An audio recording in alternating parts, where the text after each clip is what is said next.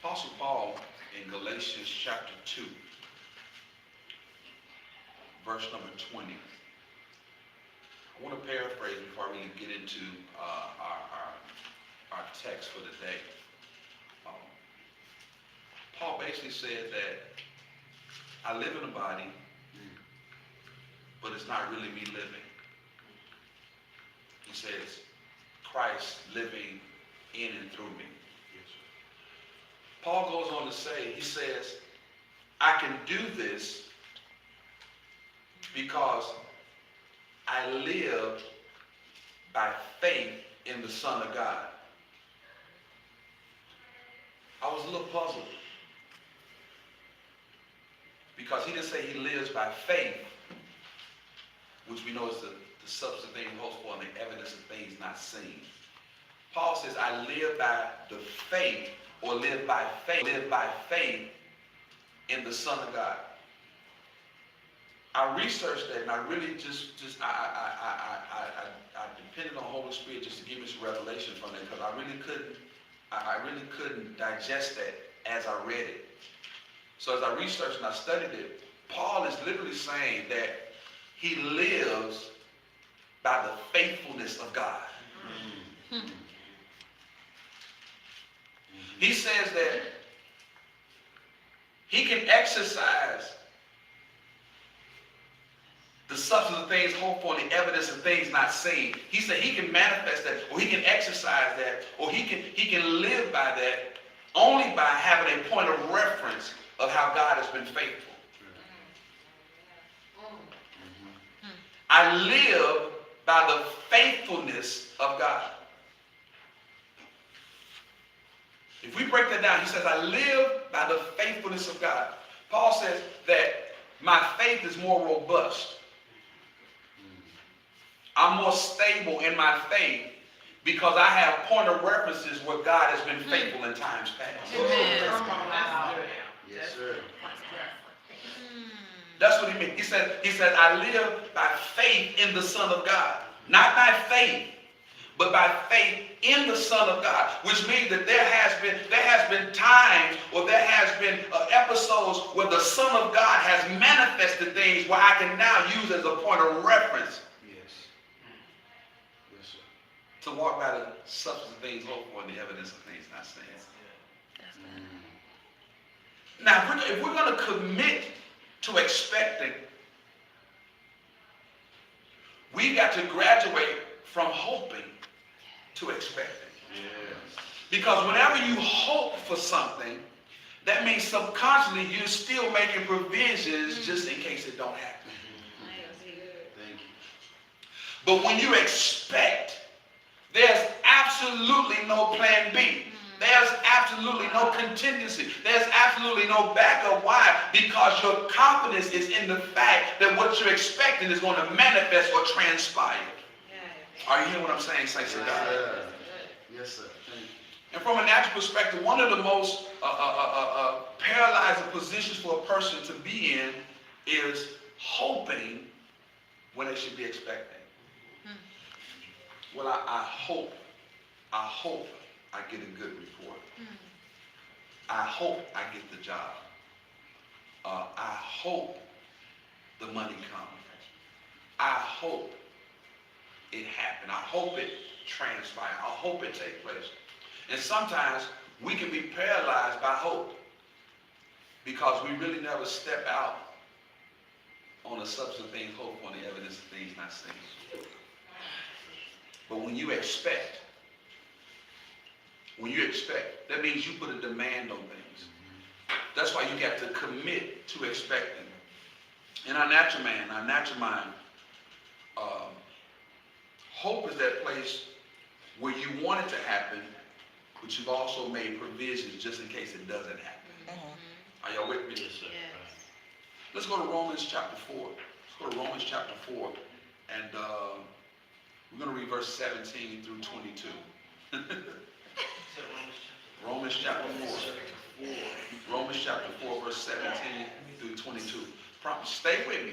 I promise you I'm going somewhere. I'm just laying the foundation Yes, sir. And I'm just trying to strike a few chords. But I promise you, if you stay with me, we're going somewhere. It says, as it is written, I have made thee a father of many nations.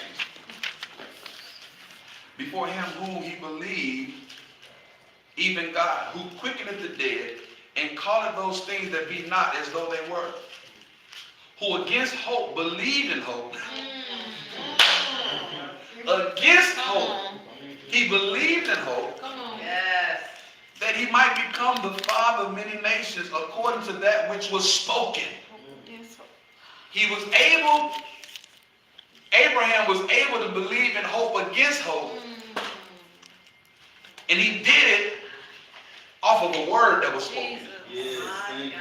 So shall thy seed be, and being not weak in faith, he considered not his own body now dead.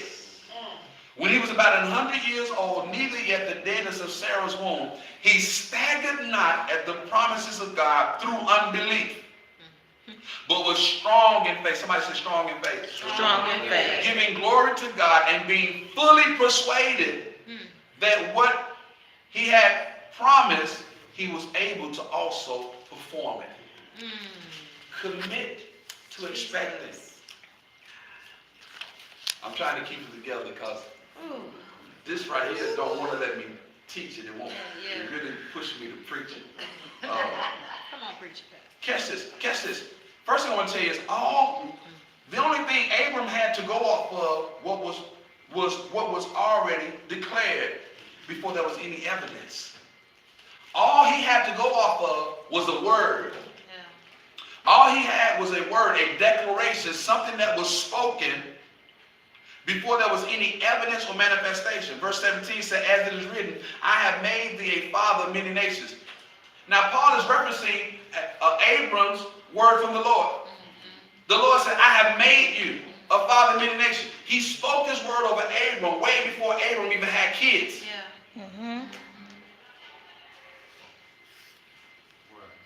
So all he had to go off of what was declared. Sometimes you have got to commit to expecting when all you got is a word. See, some people, they won't commit until they got confirmation. They won't commit until they get a prophecy. They won't commit until they got something tangible. They won't commit until some of the I's are dotted, some of the T's are crossed. But what do you do when God compels you to make a move and all you have is a word?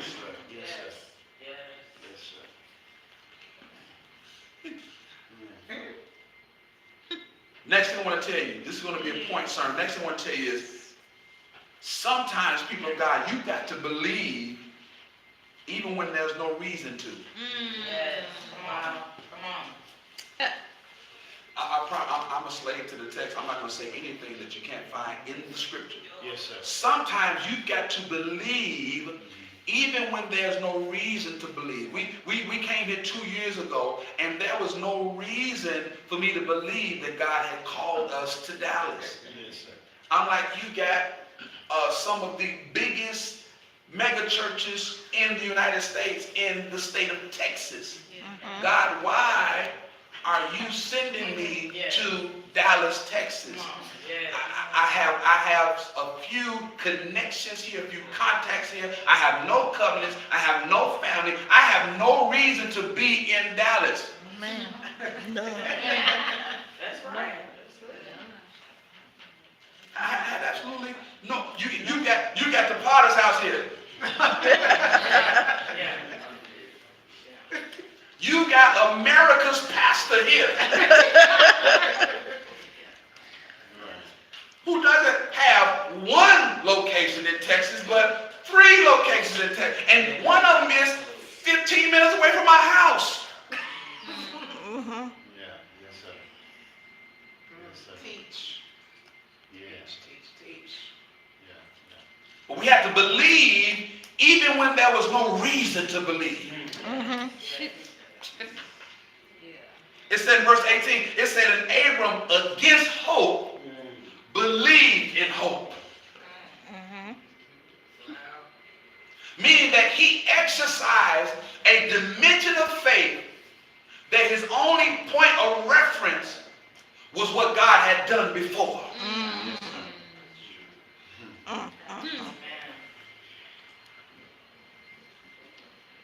Abram against hope, believed in hope, that what was spoken concerning his life would manifest regardless. See, the difference between hoping and expecting is when you expect, you know that it's going to happen regardless. Which means the only thing that you prepare yourself for are the things that will try to get you to deviate from expecting. That's good. You got to understand that it said that he believed in hope against hope.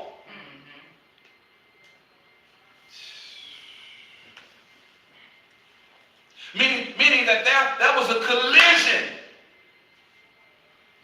between the deficits that hope will leave on the table versus what he is expecting God to do.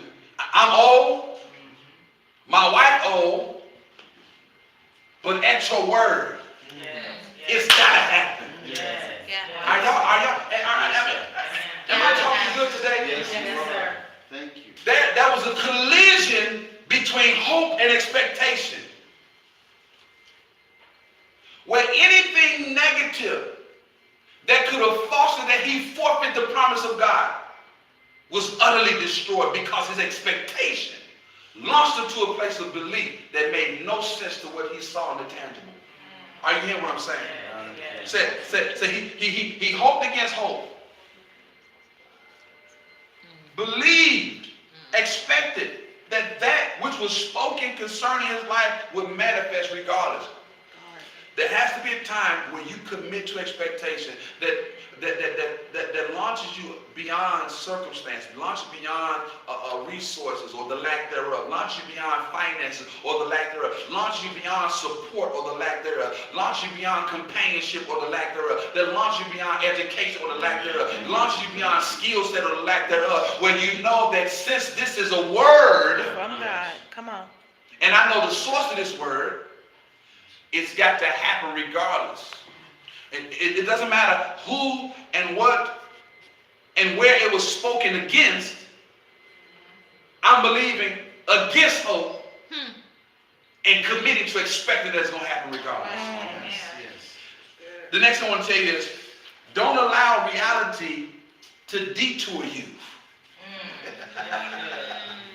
Don't allow reality to detour you. Catch this. It said, and being not weak in faith, he considered not his own body. The reality of it was, Abram and his wife were beyond childbearing age. But it says that his faith was so robust, he didn't even consider the condition of his body. He knew it was going to happen. Are y'all hearing what I'm saying? Yes. It said that, and being not weak in faith, which would suggest that he was strong in faith, or that his faith was robust to such a degree that he did not even consider the condition of his own body. See, that's what we mess up. We consider reality too much. Yes, sir. My God, when you understand that the word that came to your life comes from an eternal realm, you understand that reality has nothing to do with it. That's good. Yes. When God gives you a word that comes from eternity, the only role that reality plays is receiving it. Come on, man of God. Thank you, Apostle. Nothing about Abraham and Sarah spoke that there was any hope.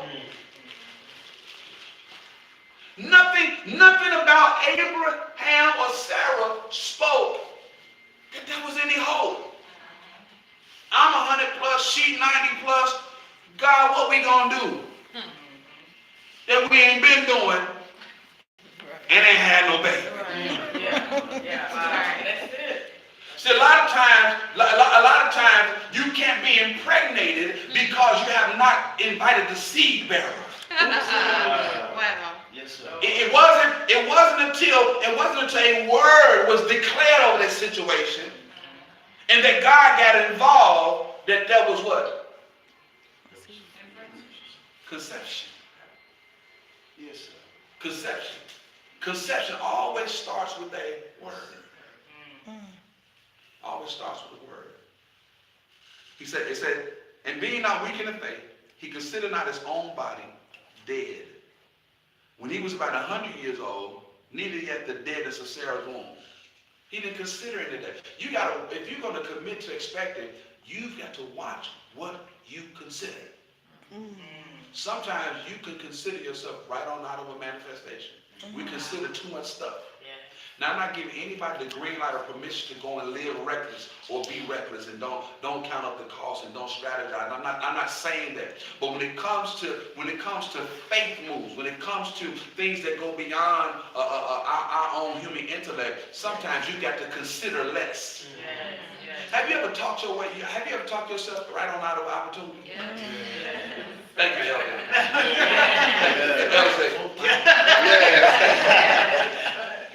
There have been times I've talked my way right on out of an opportunity. Not because it wasn't divine, not because God didn't set it up, Ruby, but because I considered too much. Yes. It said that he was strong in faith, and he did not consider his personal condition. That's true. That's good. That's true. Your natural becomes super when God gets on it. Yes. Thank you, Lord. And that's all God wants to do. He wants to put his super on our natural. Let me leave that alone. Don't allow reality to detour you. Come on, just help me preach this. Just touch somebody and say, don't allow reality to detour you. You can't allow reality to detour you. You can't allow reality to detour you. Yes. Catch this. You got to be strengthened by what you know. You got to be strengthened by what you know. I'm trying to keep it together, man.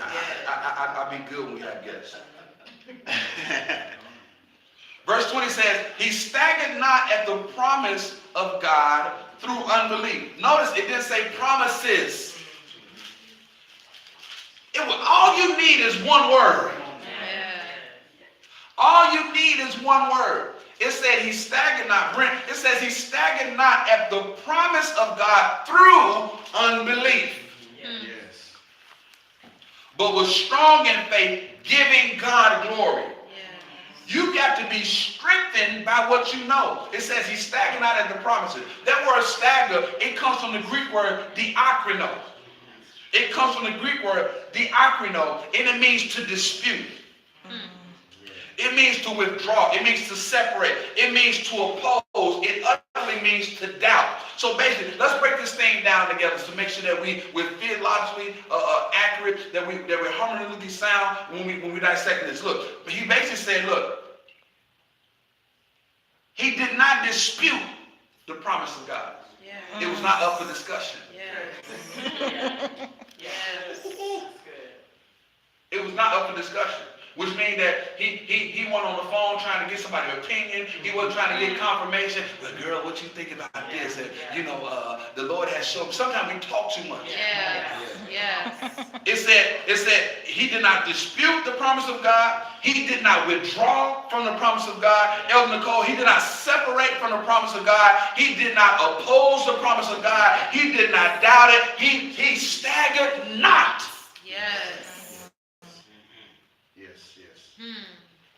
Which means that his mind was focused.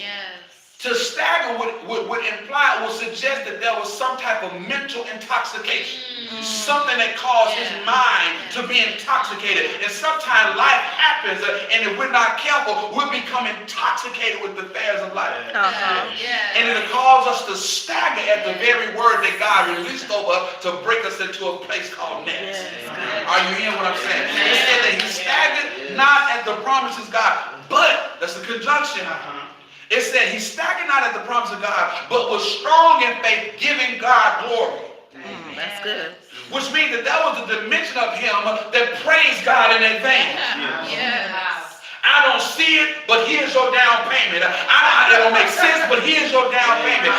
It hasn't manifested yet, but God, there's a part of me that's already connected before it came. God, you got to understand that every now and then, when God gives you a word, there's a part of you that'll connect with it before it comes.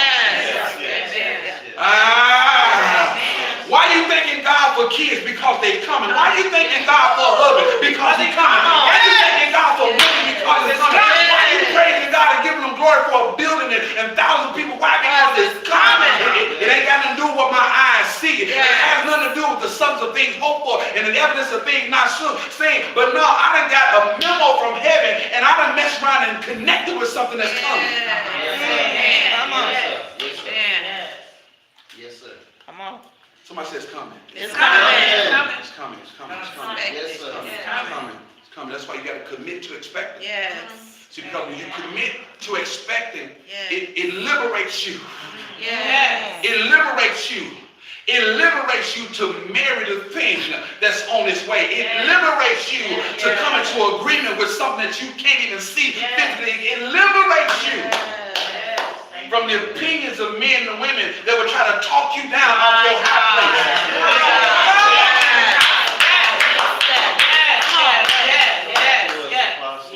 Thank you. But strong in faith. Yes. Giving God glory. Giving God glory. The word strong in that context, it literally means to be strengthened. Which means that the more faith he exercised,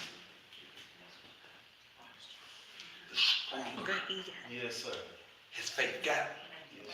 It means to increase his strength. It means to empower. It means to enable. Which means that by him being strong in faith, some things were activated. Yeah. Some things went from disabled to enabled. You want to have happen some stuff that was inactive got active. Not because his body wasn't old, not because Sarah's womb wasn't old, but because his faith. There's something about faith that will supernaturally activate things that's been there and ain't dormant. Yes, sir. Strong, being strengthened, increasing strength to empower. He's empowered. He's enabled. There's a divine empowerment. Brent, there's a divine enablement that comes. There's some switches that get flipped and switched when you begin to be strong in your faith. Not only you have to be strengthened by what you know, you got to make up your mind. You got to make up your mind. Somebody said make up your mind. Make up your mind. You got to make up your mind. You may be saying, okay, brother preacher, you had me here, but where do you see that in the text? It's right there in verse 21. I promise you. I promise you. It's right there. JD is right there. Verse 21 said being fully persuaded. I know y'all thought it was something. That ain't nothing deep. Not partially. Brent, he was fully persuaded. Erica, he was fully persuaded. Kevin, he was fully persuaded. Which in a nutshell, we don't need the Hebrew, we don't need the Greek, we don't need hermeneutics or homiletics for this. We don't need to extract. It's right there. His mind was made up. Fully persuaded. He was fully persuaded. He was convinced. He was assured. It means to fully know. He knew without seeing. He knew it without having. He knew it minus the manifestation. The most dangerous person the devil could mess with is somebody that knows before it happens. He was, my God, he was fully persuaded. It also means to be settled within. So you're not persuaded until that thing is settled on the inside of you. When Dallas was settled on the inside of me and my wife, that's when we started packing boxes. You know, that's when we start making moves. We start making preparations. It was settled. We had many people that tried to talk us out of it. They talked down on it. They talked against it. They went forward. They didn't agree. We had people try to sabotage it. But guess what? It doesn't matter what's going on externally. When it's settled internally. See, a settlement of a word internally, it safeguards you from the external. That's It good. also means that it was established internally. Meaning that was something about him making up his mind that enabled him or gave him the ability to carry it out until the end. To carry it out until the end. Because we do know that when the Lord originally gave Abram this word, literally 10 chapters go by before there's a manifestation. 10 whole chapters, no baby. But life kept happening. What do you do? What do you do when life keeps happening and there's still no manifestation?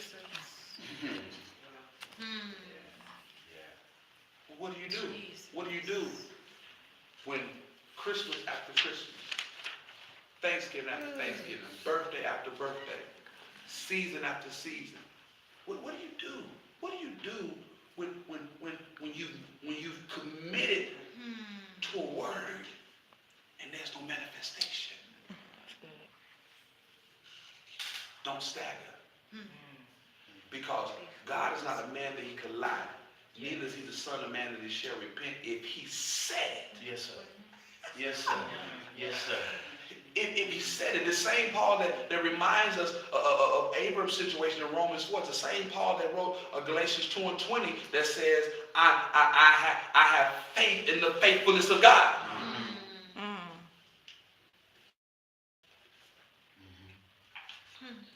He was persuaded, his mind was made up that which was promised would be performed by who made the promise.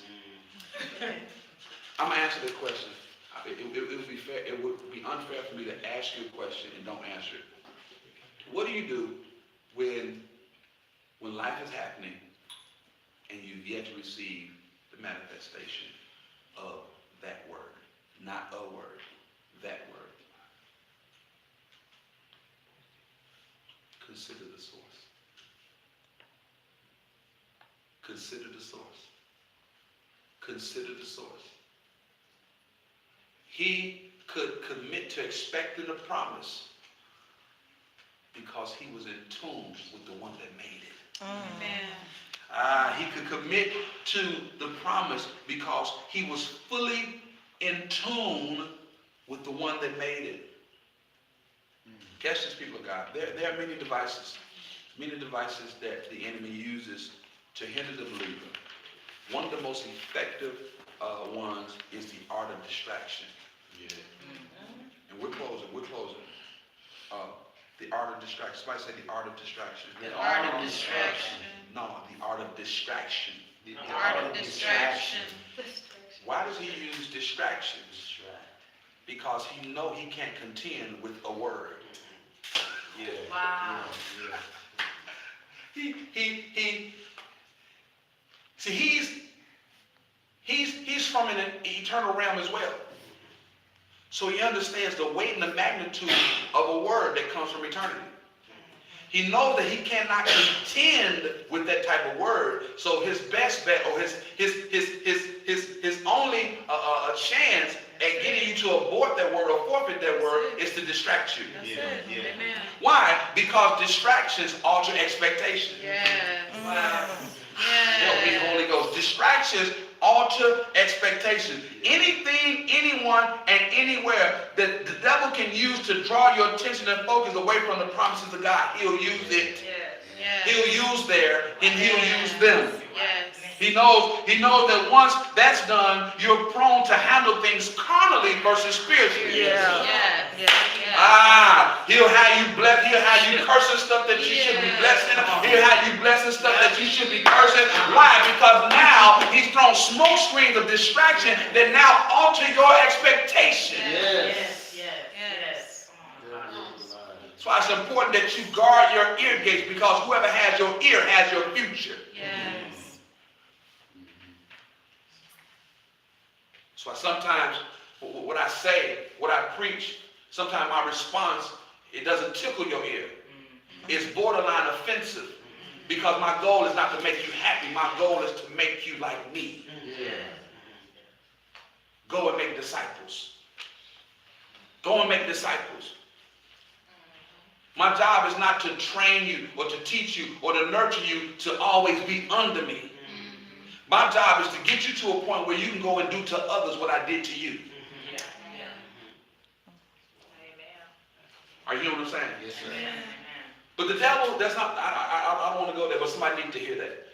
The devil, he wants to distract us because you know that distractions can alter expectations. And anytime your expectations are altered, you're prone to go back into the realm of hoping. Hoping. One thing I love about peace, somebody say peace. Peace. One thing I love about peace, especially the peace of God, is that it guards and shields our soul. Amen? Yes. Satan does not have access to our spirit. Okay? But he does traffic in the soul. He traffics in the soul. Our will, our emotion, our logic, our intellect, our reasoning, our rationing, our decision making, how we feel. He traffics there. That's why the peace of God is important when you commit to expecting. Because what it does is, it surpasses all of our understanding, first and foremost. But it has an ability to guard our heart and our mind, which is what? Residence of our soul. Amen? Amen. Philippians 4:6-7, it says what? Be anxious for nothing, or don't worry about anything. Paul instructs the believer, don't worry. Yes. Don't worry. Don't worry.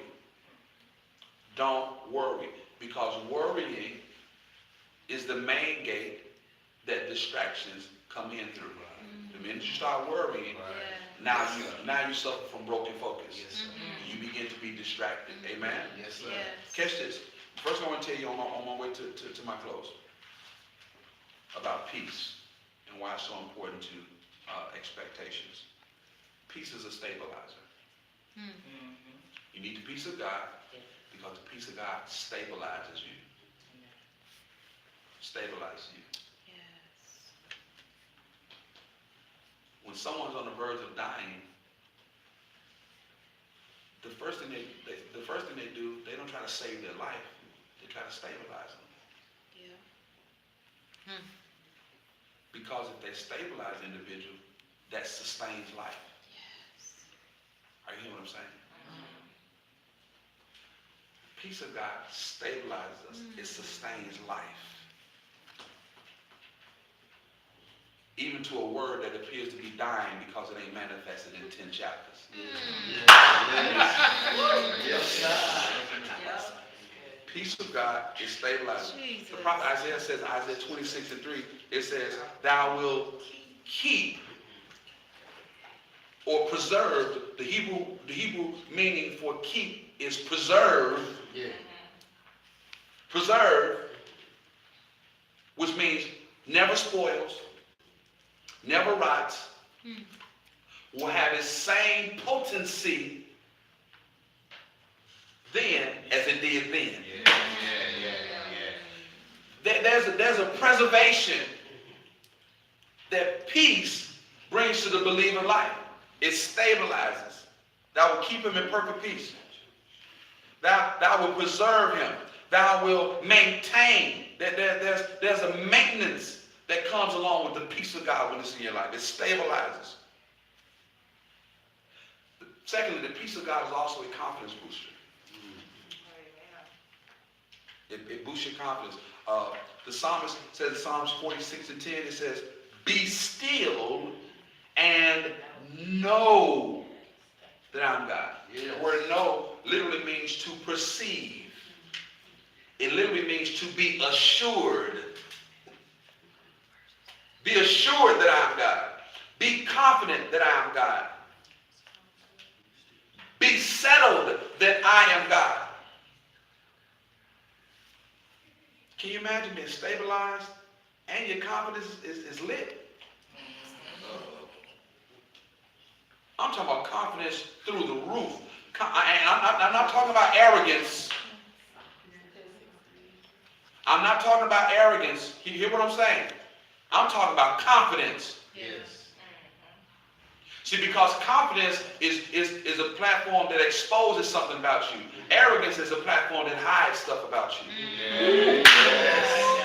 I'm talking about confidence Yeah. that announces even to the kingdom of darkness that I'm a force to be reckoned with, not because I'm so good in and of myself, but because I've married something that's connected to eternity. It's called a word. Yes, sir. That's good. I'm going to keep preaching every Sunday. I'm going to keep preaching every Friday. I'm going to be here every Sunday at 8, every Sunday at 9:30, every Sunday at 10:30, regardless to who's in the seats. Why? Because I've married a word concerning this ministry. Are you hearing what I'm saying?